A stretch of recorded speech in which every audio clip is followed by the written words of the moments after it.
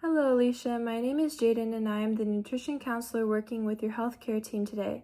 I'd like to spend a few minutes talking with you about how you've been managing your diabetes, how you've been feeling, and how nutrition can help with both your blood sugar control and your healing.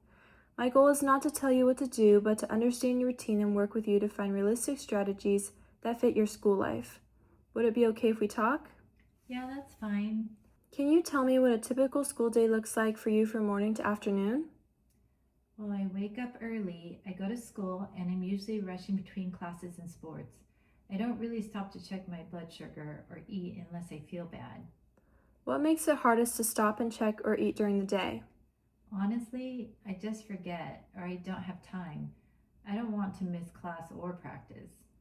It sounds like your schedule is really packed, and diabetes care sometimes gets pushed aside because everything else feels urgent.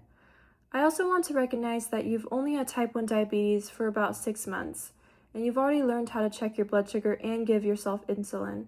That takes a lot of responsibility, especially at your age. What concerns you most about your diabetes right now?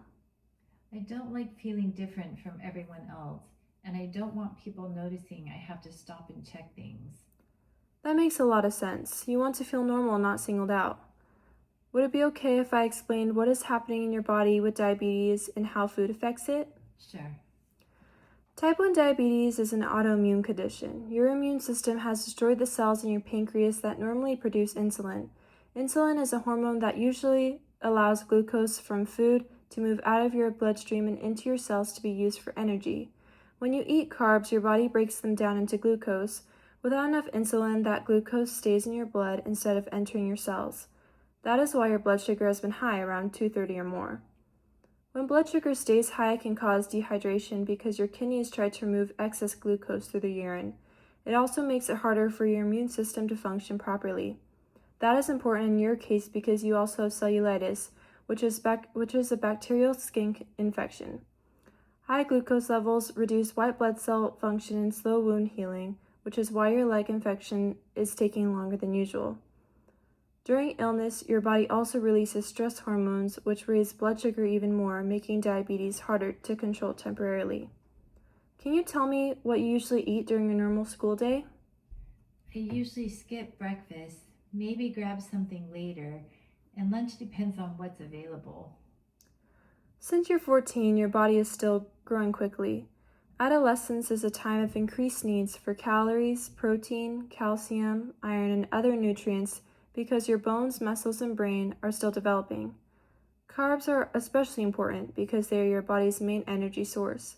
The key is not avoiding carbs, but eating consistent amounts and matching them with insulin. When meals are skipped, blood sugar becomes harder to manage and can swing high or low. Protein is also important right now because your body is trying to heal your infection. Foods like eggs, chicken, yogurt, beans, and nuts help repair tissue and support immune function.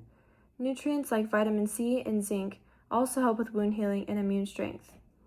One helpful strategy would be trying to avoid skipping meals, especially breakfast and lunch, since they help stabilize blood sugar during the day. Even small, easy options like yogurt, a sandwich, or a granola bar can make a difference. Another option is preparing snacks ahead of time so you can eat quickly between classes without missing activities.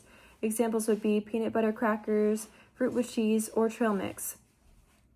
Setting reminders on your phone to check blood sugar before meals may also help make monitoring easier during a busy school day.